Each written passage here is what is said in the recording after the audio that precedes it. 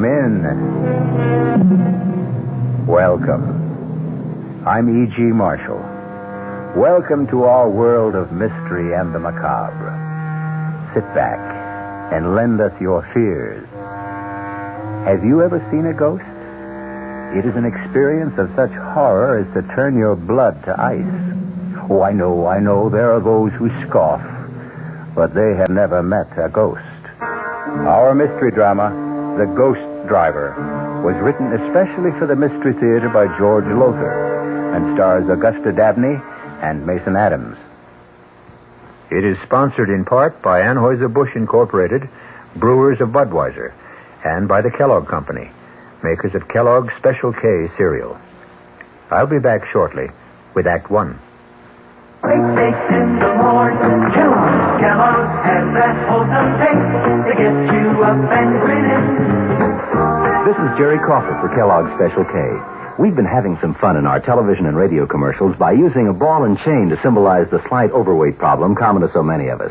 We point out that being a few pounds overweight is just a little more difficult for you. Climbing stairs, just walking around, even sitting down can feel, well, like you're wearing a ball and chain. In case you missed the message, it's this. If you really want to get rid of that extra weight, you really have to work at it by exercising and with sensible meals like the Special K breakfast. A 1-ounce bowl of Special K, America's favorite high-protein cereal, 4 ounces of skim milk, tomato juice, and coffee. Less than 240 calories. Nutritious and, by the way, delicious. So why not begin each day with a Special K breakfast and then keep up the good work? Special K can't help you lose weight all by itself, but it really is a good start.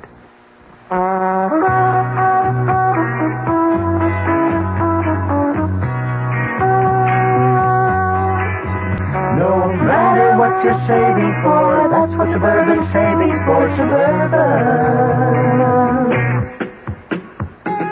Suburban Savings offers you an easy way to borrow without touching a penny in your regular savings passbook account. Just let Suburban loan you the money.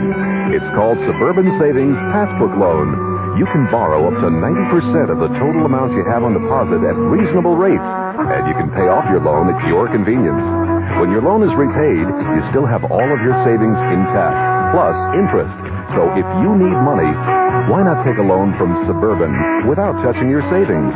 Suburban Savings Passbook Loan in New Jersey at Bayonne, Edgewater, Elmwood Park, Emerson, Hackettstown, Morris Plains, Nutley, Paramus, and Sparta.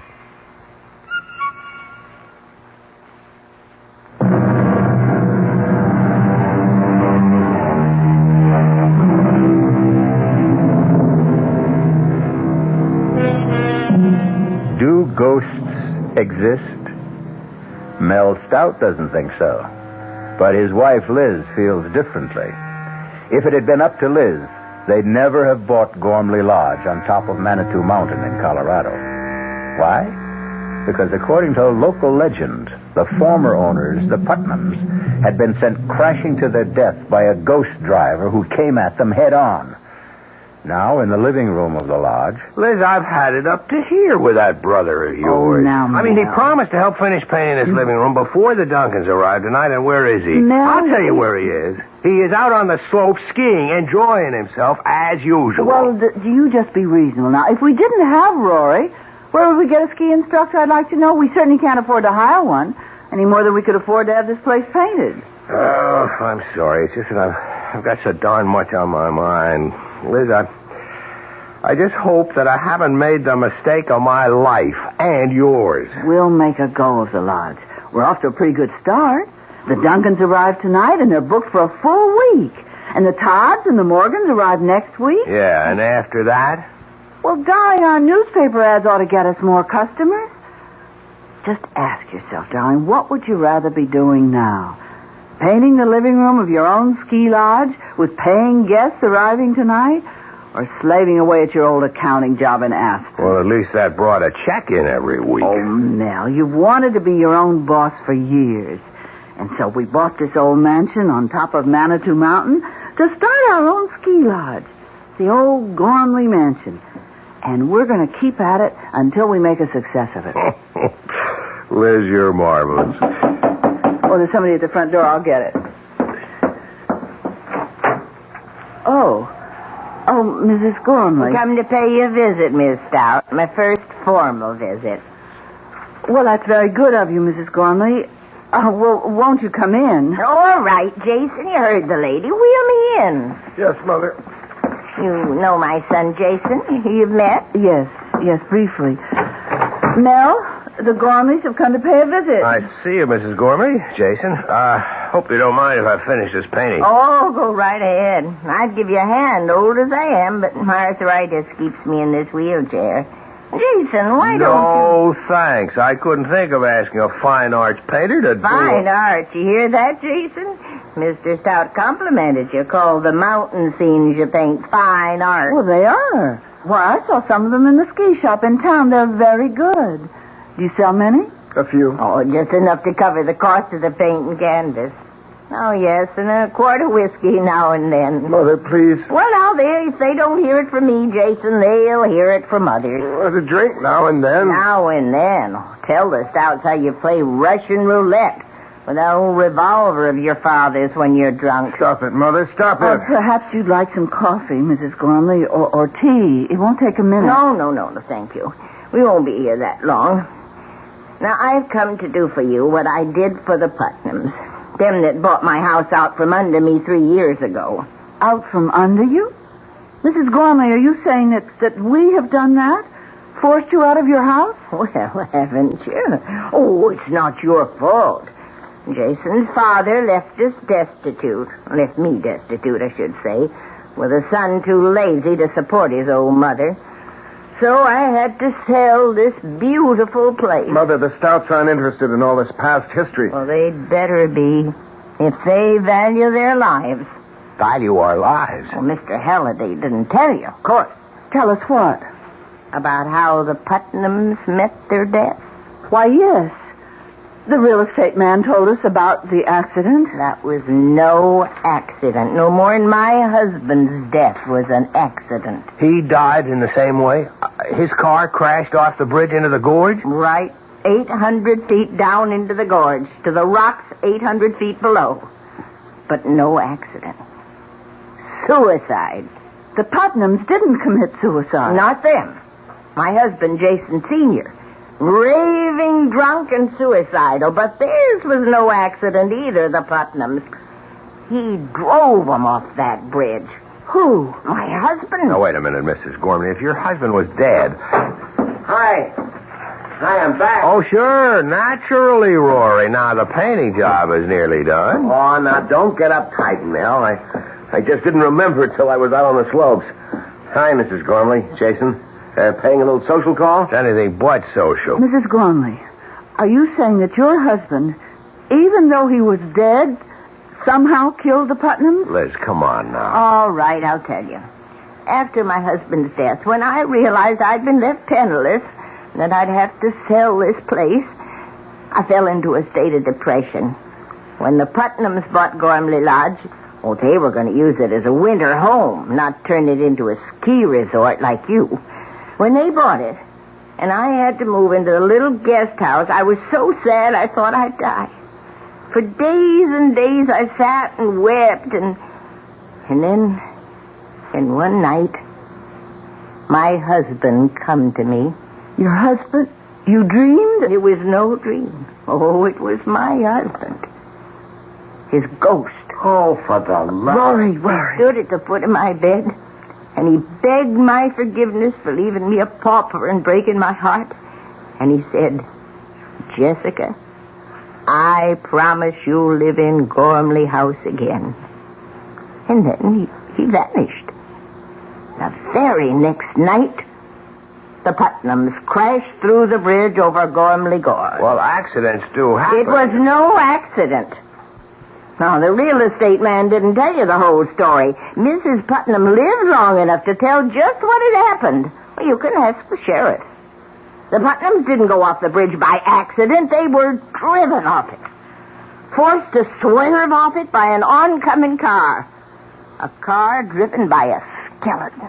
Good heavens. That's what I wanted to tell you. And now you know. Good day. Well, what kind of a put-on is this? She's trying to scare us out of here. I'm trying to save your lives. You're trying to get back into this house. That's what you're doing. Just the way you moved back after the Putnams got killed and lived here a full 3 years until now. Roy, have some respect. Respect? No way. She may be old, but she's as shrewd as they come.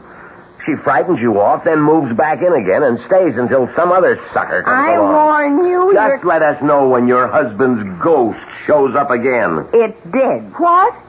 Last night. Oh, man, this is the neatest ripoff Shut up, Roy. Will you... Your husband's ghost? Last night? Yes. And he used the same words. Jessica, I promise you'll live in Gormley Lodge again. Oh, I beg you, listen to me. The Putnams wouldn't and went to their death. Oh, Mrs. Gormley, you're really out of sight. You know... You, so smart. You're so sure of yourself. You think he isn't watching and listening, my husband? Do you think he doesn't know how you insulted me? And do you think he'll not repay you? Oh, yes. If people are to die this time, too, you will be the first. Now, be warned. Jason, wheel me back. Be warned.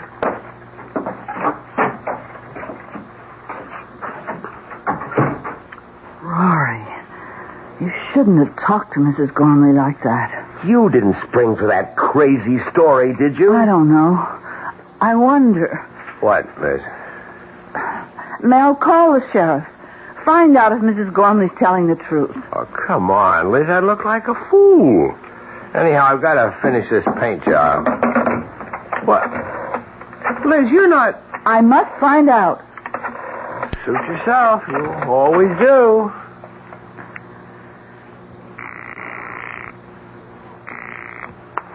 Sheriff Harper speaking. Oh, Sheriff, this is Elizabeth Stout calling. We're the new owners of Gormley House. Oh, yes. What can I do for you, Mrs. Stout? Well, we just had a visit from Mrs. Gormley. Oh? What do you mean, oh? Oh, nothing, Mrs. Stout, only she can be a little hard to take. Getting on in years. Yes, well, what I wanted to ask you... Of course, you remember the accident to the Putnams 3 years ago, crashing off the bridge over Gormley Gorge. Yes, I remember. Well, according to Mrs. Gormley, Mrs. Putnam lived long enough to tell you what had caused the accident. Is that so? Yes, it is. And what did she tell you? Well, now, Mrs. Stout, she was near death. Maybe out of her head with pain and shock. What did she tell you, Sheriff? Did she tell you that they had been forced to swerve off the bridge because of another car that came straight at them? A car with a skeleton driving it? Well, as I said, she was out of her Did head. she? Yes, that's the story she told me. Thank you. Goodbye. So? Mrs. Gormley told the truth. Oh, the Putnam woman was dying. Anybody in that condition is liable to say anything. I suppose. Now, look, just get off it, Liz. We put our life savings, every cent we've got in this place, and I'm not leaving, ghost or no ghost. Well, speaking of leaving, I'd better get on down into Manitou and pick up the Duncans at the airport. Well, it's a bit early, isn't it? Or have you got some cute chick in town that you'd like to spend an hour or so with? Mel, you put me away. Don't give me any ideas, Rory. Well, it's a bit early, isn't it? Or have you got some cute chick in town that you'd like to spend an hour or so with? Mel, you put me away. Don't give me any ideas, Rory.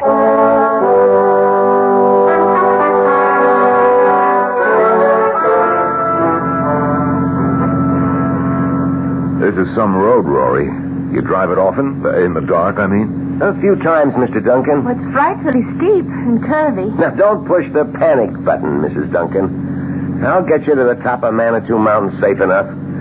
You'll be enjoying a hot toddy in front of the fireplace at Gormley Lodge before you know it. Maybe you better slow down a little. Ah, it's okay. That was just a patch of loose shale. You much of a skier, Mr. Duncan? Oh, I do okay. My wife will need some lessons, though. I take it Gormley Lodge has a pro. Oh, the best. Me? Well, fine. Say, this road is steep and curvy. Must be pretty spectacular. Views, I mean, in the daytime. It's spectacular enough right now, what I can see in the headlights. We've got some views, all right. Here's one. It's real cool. From the bridge over Gormley Gorge. Steep? 800 feet straight down. Yeah, it's too bad there isn't a moon tonight. I'd stop on the bridge and let you have a look. What's that sound? We're crossing the bridge now. A wooden bridge over Gormley Gorge. About 500 feet across. Hey, what's it? Lights of a car. Coming fast. That damn fool is coming straight at us. Get over! A skeleton driving that car. Hey, we're going off the bridge!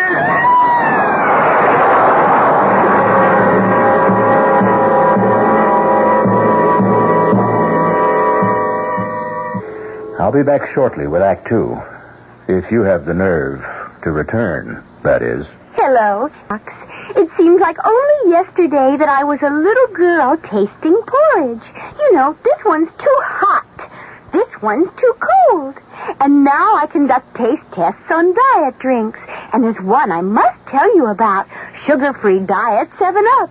It has a fresh, natural, delicious taste. It drives my taster meter crazy. Sugar-free diet 7-Up. This one's just right. Hey, Mom, what's for dinner? Hey, Mom, what you got? How about a no-cook dinner for a change? Serve a delicious spread of sliced meats, cheeses, salads, and crisp rolls from ShopRite's appetizer counter. You'll love the freshness, the fine quality, and the pleasing variety. This week's best buys are ShopRite freshly sliced chicken roll, half pound, 69 cents. Imported Switzerland Swiss cheese, half pound, 89 cents. ShopRite liverwurst, 99 cents a pound.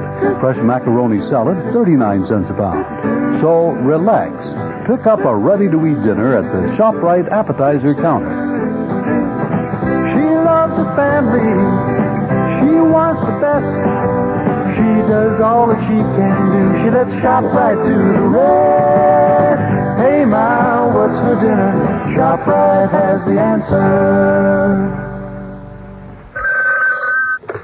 Hello, Amco. My automatic transmission just stopped automaticing.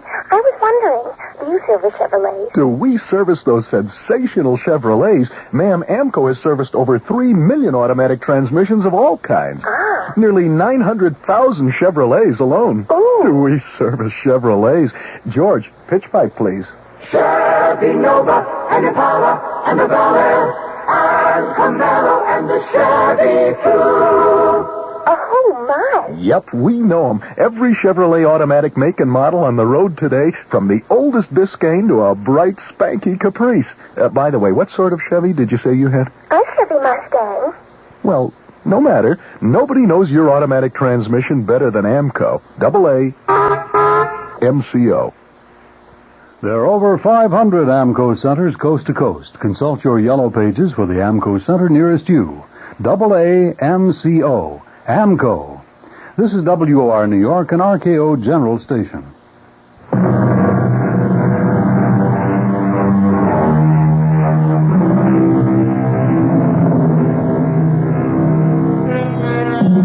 Terror, unless you have experienced it, is only a word. I could employ all the art at my command, my voice, the words I choose, to convey to you the full impact of terror. Yet, I know I should fail, even as Michael Duncan fails now in telling his story to Sheriff Harper on the bridge over Gormley Gorge the next morning. Terror? You say you experienced terror? What would you experience, Sheriff? Delight? Mr. Duncan, I'm only trying to get at what happened here last night. Excuse me, Sheriff. Yes, Mr. Stout, what is it? Will it be much longer before they get the bodies up? Hard to say. Why? I'd like to get back to the lodge. My wife is alone, and you can imagine her condition after hearing of her brother's death. Say nothing of how it happened. Sure, you go ahead. I'll let you know when you're needed to identify the bodies. I'm sorry about your brother-in-law, Mr. Stout, and the publicity. Publicity? And this is the second time the ghost driver has struck. Ghost driver? And the news has got out. I hear they're sending reporters over from Aspen. That's great. That's just what I need. That'll end my ski resort business for good. Not that it ever got started. Wait a few minutes and I'll ride back up with you. Nothing I can do either till they recover Jill's body. Oh, yes, there is, Mr. Duncan. You can give me a full account. Now, look, Sheriff, I've told you all I know. We were driving across this bridge when we saw this other car coming straight at us. Stout's brother-in-law was driving. He swerved to avoid the oncoming car and went through the guardrail. In the split second between swerving and going through the rail, I leapt clear and saved myself. I wish I could say the same for that boy and Jill, my wife. About the skeleton at the wheel of the other car. Why do you keep harping on that? Because it's something to harp on. If you saw a skeleton driving that car... I didn't. You said... I know what I said, but I've got to be wrong. I couldn't have seen what I thought I did. Why not? Because I don't believe in skeletons driving cars. I don't believe in ghosts. Now, take it easy, Mr. Duncan. All I'm after is a complete report. The facts. All you're after is the publicity you're going to get out of this. Put you on the map, won't it, Sheriff? Why, you might even get a job in one of the big Colorado ski resorts like Aspen or Vail. That'll be enough, Mr. Duncan. You can go. I'll phone the lodge when I need you.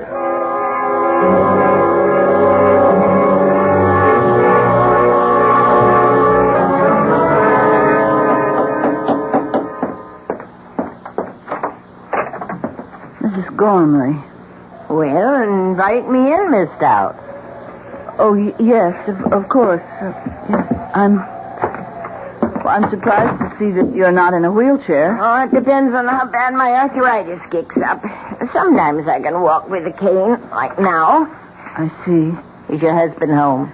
No, he's down at the bridge with Mr. Duncan. Oh, the fella whose wife got killed, huh? Yes. Well, I'm sorry about that. Sorry about your brother, too.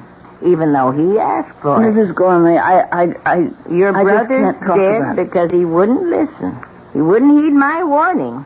Now you listen, child. You heed my warning. Make your husband listen and take warning, too. You leave this place. Leave it today. Don't think I wouldn't. We wouldn't if we could. But we can't. Oh, our savings are tied up in Gormley Lodge. Listen to me, listen. Now, my dead husband came to me again last night. And he promised me again I'd return to this house. You love this old house, don't you? Well, it was my life.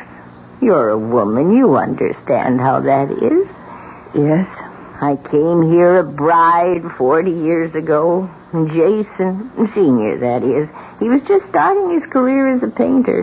Jason, my son, was born here. There was another child, a little girl. She died here. No, this house isn't made of wood and stone. I'm sorry. I'm so sorry. Oh, I think they've come back. Yes, my husband and Mr. Duncan are back. Well, I'll go then. Oh, well, Mrs. Gormley, I'm going to put some coffee on. You stay. Have a cup. No, I can't bear to go on looking at people who I know are going to die. What's this? Die? Who's going to die now? You are, Mr. Stout. You and your wife. If you don't heed my warning and leave as soon as possible. Now, what's all this, Stout? Who is this woman? Jessica Gormley used to own this place. Oh, the woman you told me about. The one who claims her husband's ghost visits her. I don't just claim it. It's true. Who are you? My name's Michael Duncan. Oh, yes. The one whose wife went to her death in the gorge last night. Well, you take my advice, too. You leave here. Leave as fast as you can. How about a drink, Stout? Oh, so you two won't listen. The ghost driver killed your wife last night, and yet you won't listen. Well, let me warn you once and for all. What was that? A shot. It was a gunshot. Jason! Oh, it's happened. He's killed himself. Oh. She's fallen. Liz, help her up and keep her here. Duncan, you come with me.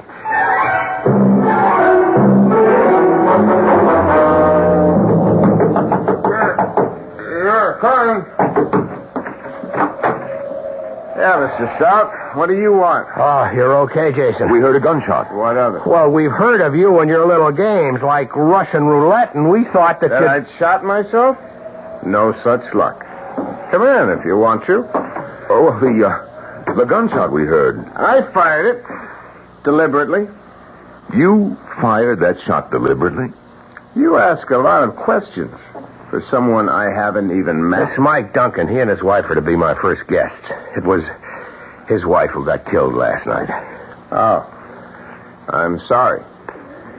How did you escape? Flung myself from the car just before it went through the guardrail. Well, you'd better keep an eye out for the old man's ghost. He'll be after you. Mr. Gormley, I don't believe in ghosts. Now, why did you fire that revolver? What business is it? All right. I'll tell you.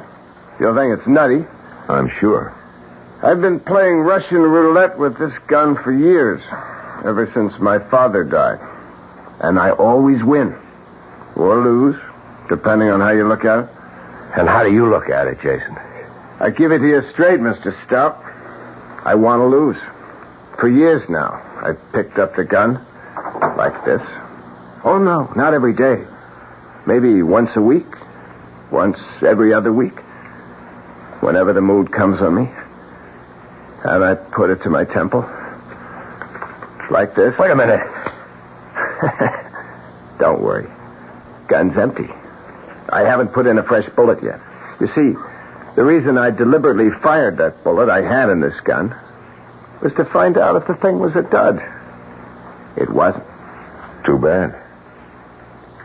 May I shake your hand, Mr. Duncan? You're the first man I've ever met who says what he thinks.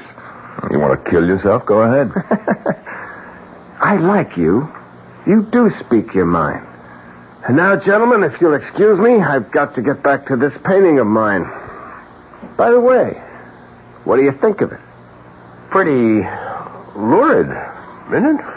That's just the right word for it, Mr. Stout. See?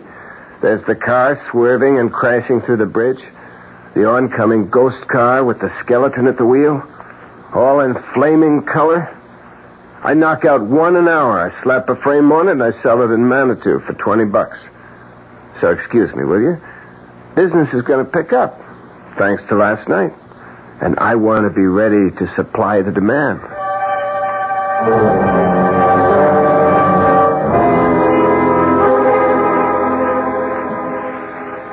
It's been a rough 24 hours, Miss Stout.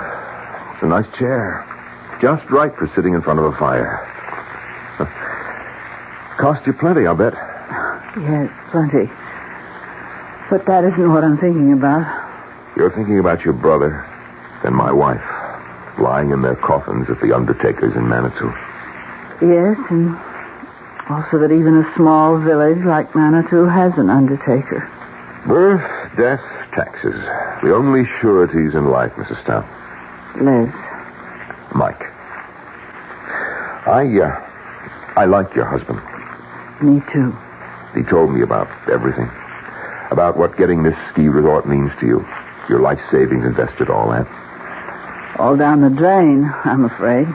The publicity? What else? Every reservation's canceled. Well, all except one. But that'll come in, too. It has, Liz. Yes? There it is. Please cancel my reservation for next week, Frank Norton. Has a family of 4. Telegram phoned in from Aspen. Anybody got a sponge? A sponge? So I can throw it in. I'm through, Mike. You always give up this easy? What do you mean, easy? Just that.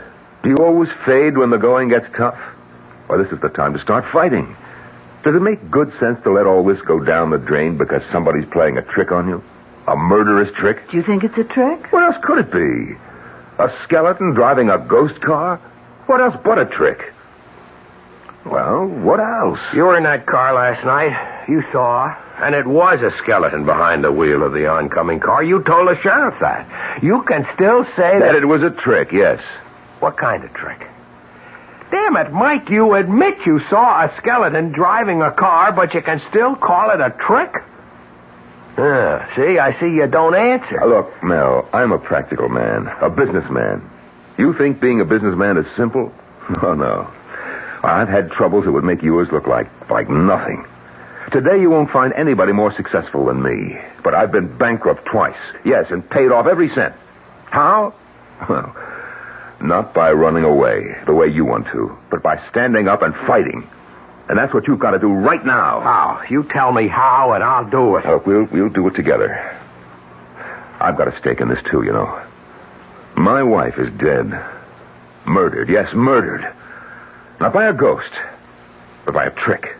And if it's the last thing I do, I'm going to find out who played that trick and make him pay. Then you don't think it's a ghost? Do you? Answer me. Do you believe in ghosts? Did you believe before you came here and ran into this mess you're in? Well, no, I didn't. Then why start believing now? Ghosts, my foot. Now, this is a trick. Somebody wants to stop you from turning Gormley Lodge into a ski resort. And if you ask me, it's the Gormleys. One or the other or both is behind all this. Or that sheriff down in Manitou. The sheriff? Oh, Mike, you don't really think that the I don't know what to think, Liz. All I know is that somebody's behind this, and those are the three likeliest suspects. Now, look, I'm no Sherlock Holmes, but I've got a brain, and I've got guts, and well, my wife is dead, my Jill. Well, I'm just going to find out who killed her, that's all. The tougher they are. You like a drink, Mike? No, thanks. I'll be okay. Especially when I nail that murderer. What have you got in mind? Well, it'll be dark in about an hour. We take the car, Mel, you and me. We take the car, and we drive up and down that road, all night if necessary, to meet up with this so-called ghost driver. And when and if we meet up with him... Yes? If and when you meet up with him, what? We don't turn aside. We don't swerve out of his path and off the bridge. We drive straight at him and keep driving at him. If he's a ghost in a ghost car... we'll drive through him. And if he isn't? If he isn't? Well, if he isn't, it'll be one hell of a crash.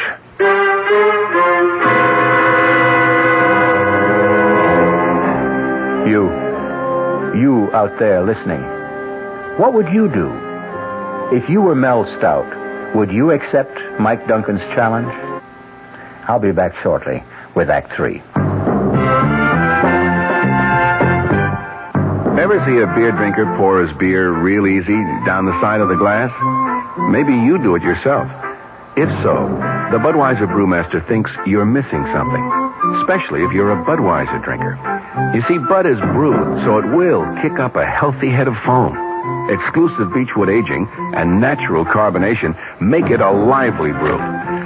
Well, anyway, pouring Bud plunk down the middle of the glass helps bring out the best in that clean white Budweiser foam and real beer aroma. It also helps you get the full benefit of a taste, smoothness, and drinkability you'll find in no other beer at any price. Remember, brewing beer right does make a difference. Next time, pour that Budweiser right down the middle and see for yourself. Anheuser-Busch, St. Louis.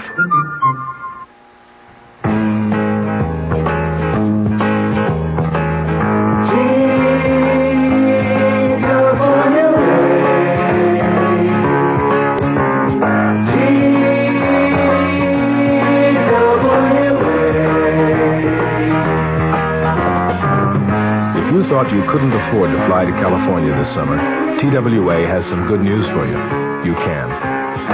Thanks to TWA's demand schedule service, you can fly to California for only $125. Just make your reservations 90 days before you want to go and put down a $20 deposit for each way. For all the details, call your travel agent. TWA's demand schedule service. Now you can afford to fly to California.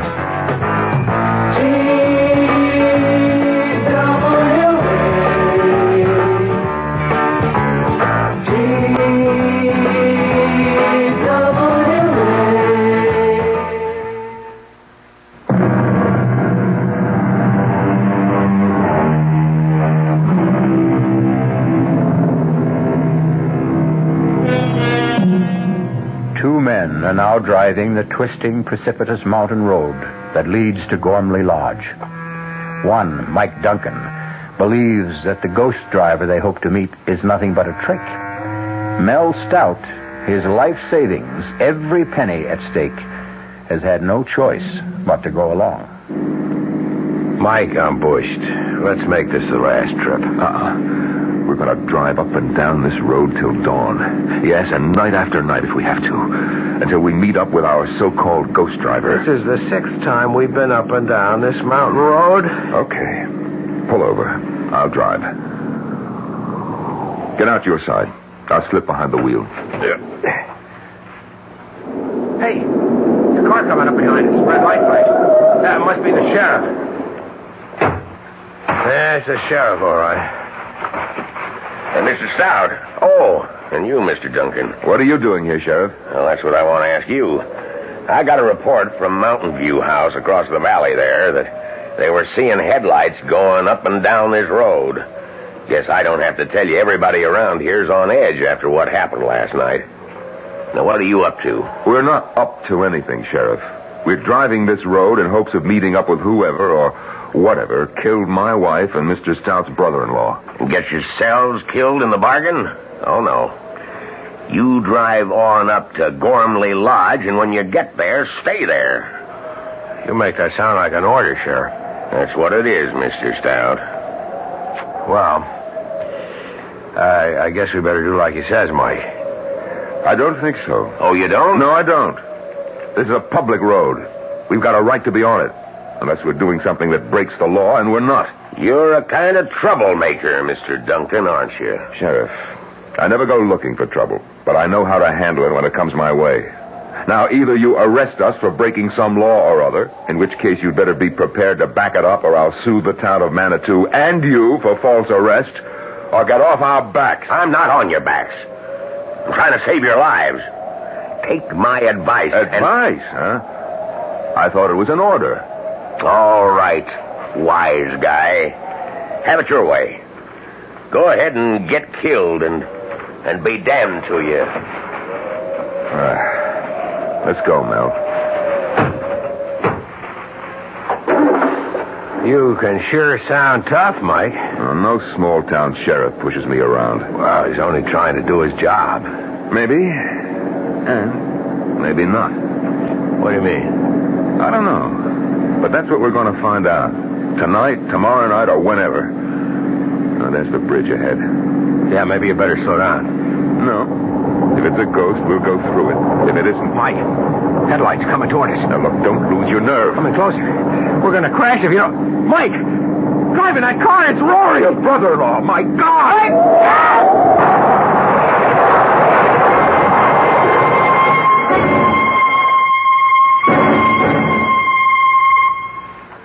Mel, Mike, I can't believe it. Can't believe it myself, Liz.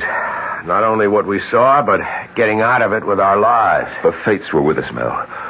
I lost my nerve. I have to admit that. I just couldn't keep driving straight at that awful thing coming toward us. I couldn't help myself. I swerved at the last second. Well, thank God we hit that stanchion instead of going off the bridge. But Rory driving the other car, it's impossible. Rory's dead.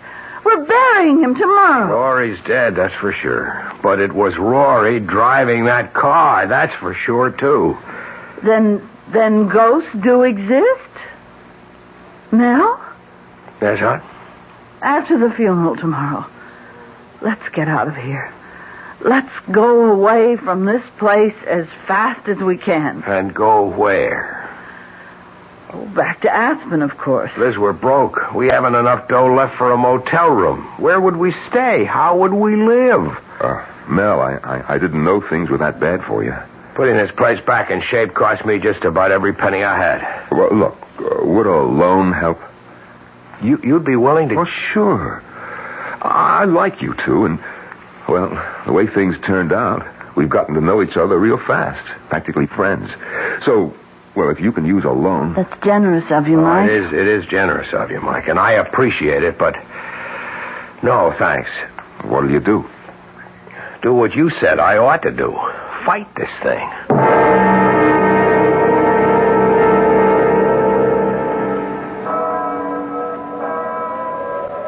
Liz, Mike, if you ever come east, be sure to look me up. We will, Mike. Yes, of course.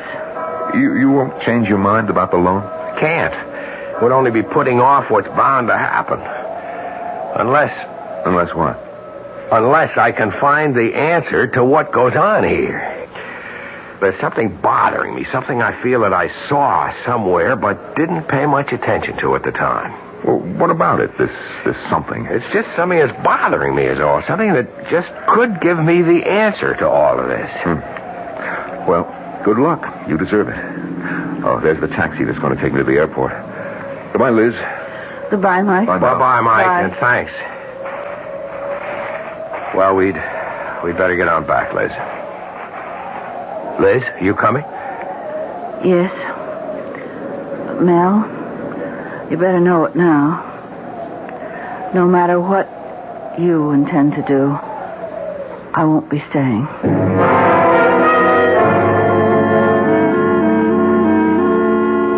Mel, we've got to face the facts. Buying this place was a big mistake. I admit it now. But there's no sense in crying over spilt milk. What's done is done. So, darling, let's just turn our backs on it, walk away from it, and start again. Start what again? The treadmill of office work? The dreary day-to-day monotony of auditing accounts, toting up figures? I can't bear to go back to that kind of life. I have got to make a go of this. I don't have any other choice. But is it worth your life? Ghost or no ghost, Mel, it's killed 4 people. It would have been 6 if you and Mike Duncan hadn't been lucky enough to hit that stanchion. And it will be 6 if you insist on driving that road again tonight. 6? How do you make it 6? Well, you don't think I'm going to let you do it alone, do you? But at the funeral, you said that you weren't even going to stay. Because I hoped that would change your mind. But it hasn't. So you see, I have no choice either.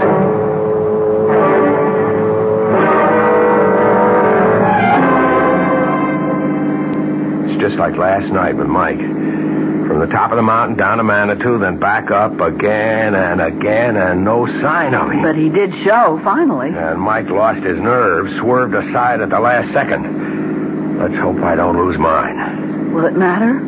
What do you mean? Well, if you lose your nerve, we'll go off the bridge. If you don't, and the ghost car isn't a ghost car, we'll be killed in a crash. If there is a crash, but there won't be. You seem awfully sure of that. I am. Remember at the cemetery I told Mike there was something I had seen but hadn't paid any attention to? Yes. And that if I could only remember what it was, I'd have the answer to all of this? Yes. Well, it's come to me. Driving up and down the mountain tonight, it suddenly came to me. See, it wasn't something I'd seen. It was something I'd heard and paid no attention to. Something I knew but didn't realize what it meant. And if I'm right, Liz, if I'm right... What is it? What did you remember? We're on the bridge now. Let me concentrate on driving. Mel? Mel, there it is, the ghost car. It's coming straight for us. Yes. And behind the wheel, driving it, it's Rory. Oh, my God, it's Rory. Oh, we buried Rory. But it's his ghost, Mel. Get your hands off the wheel. Don't try to turn the wheel. We're going to crash. Mel.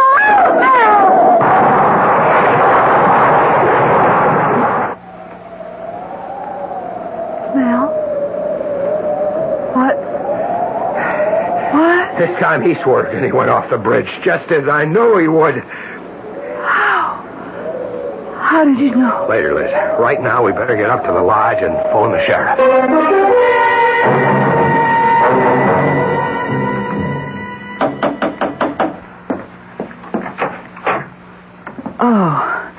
Oh, come in, Mrs. Gormley.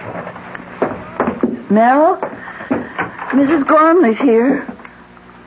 Please, won't you sit down? Yeah, thank you. Hello, Mrs. Gormley. I'm sorry about last night. I'm not. Mrs. Gormley, Jason was your son. Oh, he was the torment of my life. Every day I lived. Of course, I'm sorry he's dead, but I can only be glad it's over for me. Did you know that your son was the ghost driver? I suspected, but I was never sure. You see, it was Jason who wanted to go on living here in this house far more than I did. Oh, you can understand. He was born here. He grew up here. Started his painting career here in a fine, big studio upstairs. Tragic. Just tragic. Even more tragic if it hadn't been for you. How did you come to know? What made you realize that my son was the ghost driver? A gunshot. A gunshot?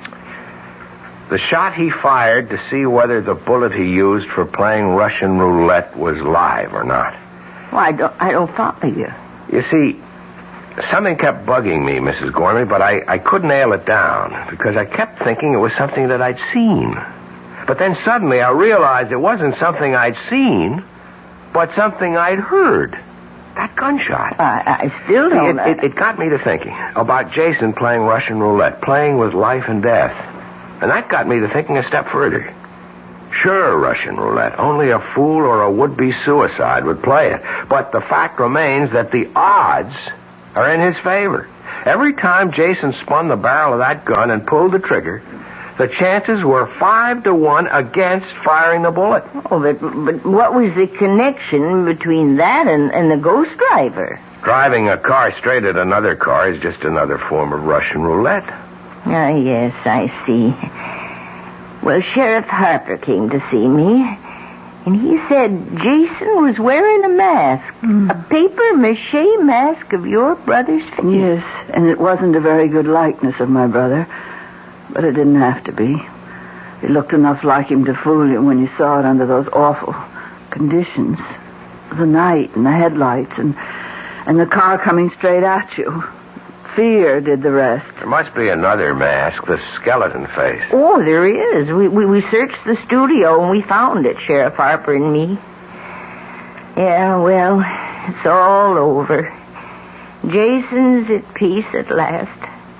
God knows I soon shall be. Well, good day. Funny, though. What, Mrs. Gormley? Well, we've searched and we've searched, but we couldn't find a mask of my husband's face. What made you think there was one? Well, you see, when I heard about the masks, I thought it must have been Jason who came and stood at the foot of my bed. Not my husband's ghost. But if it wasn't Jason, who was it? What was it?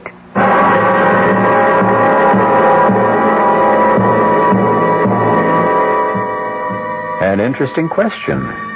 What was it indeed? I'll be back shortly. Hi, Ms. Goldilocks here. Professionally taste-testing diet drinks can be very difficult, but I've just had to bear with it. Then I found sugar-free diet 7-Up. It doesn't taste like other diet drinks. It's fresh, light, natural, delicious. Sugar-free diet 7-Up tastes so good that I've taste-tested it hundreds of times, and each time I've given it my seal of approval. Yes, this one's just right. Introducing the greatest taste to come out of your toaster since Samuel Bath Thomas baked his original English muffins in 1880. Thomas's new onion English muffins. Little bits of real onion blended into Thomas's original English muffin recipe create a tangy taste that makes everything fantastic, like burgers and cream cheese and cold cuts. Even butter tastes better. Thomas's new onion English muffins. The greatest new taste since 1880. Thomas's promises. Hey, Pat, how tall do you think she is? 300 feet if she's an inch, Luigi, and a fine lady she is. The year 1886. While most New Yorkers were enjoying their first look at the Statue of Liberty, a few were enjoying their first taste of Thomas's bread and discovering it was every bit as delicious as Thomas's English muffins. Today, there's still never been a lady to equal the lady, or a bread to equal Thomas's protein, whole wheat, and white bread. Thomas's promises. Here's news from Queen Elizabeth II. Now you can sail to Europe on Queen Elizabeth II and fly home free. I'll repeat that. Sail to Europe on Queen Elizabeth II and fly back to New York free. She reaches Europe in 5 luxurious days. You have ample time for touring because you fly back. Meals and entertainment on board are included. A whole new crowd of people are discovering Queen Elizabeth II because she's affordable. And she's fun. She has 9 bars, 4 swimming pools, 3 nightclubs, a discotheque, a gymnasium, a sauna, a casino, and 3 of the finest restaurants in the world. Sail first class grades A to H and fly home free. Sail tourist grades L to Q and S to U and fly home half fare. Flights are British Airways economy. You can stay in Europe up to 16 days. Call your travel agent or Cunard at 212-983-2510. Sail to Europe on Queen Elizabeth II and fly home free. Great ships of British registry since 1840. Our cast included Augusta Dabney, Mason Adams, Mary Jane Higby, Norman Rose, Nick Pryor, and Leon Janney. The entire production was under the direction of Himan Brown. Radio Mystery Theater was sponsored in part by new sugar-free Diet 7-Up. This is E.G. Marshall inviting you to return to our Mystery Theater for another adventure in the macabre. Until next time, pleasant dreams. The preceding Mystery Theater program is furnished by the CBS Radio Network. This is WOR New York. I'm Fulton Lewis in the Mutual Broadcasting System studios in Washington, D.C. Now, my commentary. The chairman of the House Judiciary Committee said today he expects his panel to go along with President Nixon's request of today, a request for an additional 5 days to reply to a subpoena for 42 Watergate tapes. New Jersey Democrat Representative Peter Rodino said that he and the ranking Republican member of the committee had agreed to the postponement, and in Rodino's words, I am quite confident the members of the committee will go along with it too. He told a news conference the matter will be taken up formally by his committee on Thursday. That's the day the response to the committee's subpoena was due. The delay requested by the White House today would put off the response until next Tuesday. At the White House, Deputy Press Secretary Gerald Warren attributed the White House request to the pressure of business at the White House and the demands on the president's time. Chairman Rodino said that the delay was requested by James St. Clair, the president's chief Watergate attorney. It was requested in a telephone call yesterday to John Doerr, the chief counsel of the impeachment inquiry. The chairman said that he and Representative Edward Hutchinson of Michigan, the ranking Republican member of the committee, instructed Doerr to ask St. Clair why at least some of the subpoenaed material could not be furnished on Thursday.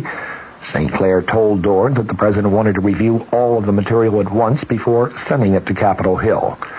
Rodino said St. Clair, though, gave no assurance that all of the subpoenaed material would be given to the committee. Asked about reports of the White House plan to give the panel transcripts rather than tapes, Chairman Rodino replied transcripts would not be satisfactory. White House Deputy Press Secretary Warren said a lot of work has been and is being done to compile the material necessary to prepare a response. The president himself has spent many, many hours reviewing the response and has determined that he would like some extra time to review the response in its entirety. Warren would give no clue as to the likely nature of the eventual reply to the subpoena. He said only the president has not finally decided on the form and content of the response. Asked if the request for a delay might not be considered inconsistent with repeated White House calls for a speedy resolution of the impeachment question, Warren said, quote, it is consistent with our position and with the president's position to deal responsibly with the House Judiciary Committee, and that is what we are doing. Back on April 11th, the committee voted 33-3 to subpoena the tapes that it had been seeking since February. The president also faces a second subpoena. That one has a May 2nd deadline. That one is for additional tapes and other materials that are being sought by Special Watergate prosecutor Leon Jaworski. Asked if the president might not also seek an extension of the May 2nd deadline, Warren said today, I know of no such requests. Now, this. What has Sheridan done for you lately? What has Sheridan done for you now? Next time you travel to Canada for business or pleasure, you'll find 20 sparkling Sheraton hotels and motor inns, coast to coast, from Quebec to British Columbia. What has Sheridan done for you lately? In Toronto, the new Four Seasons Sheraton has a 5-story waterfall right in the lobby. In Vancouver, there are 2 new Sheratons. And for a reservation at any Sheraton, call 800-325-3535 or have your travel agent call. That's 800-325-3535. That's what Sheraton's done for you lately. That's what Sheraton's done for you now.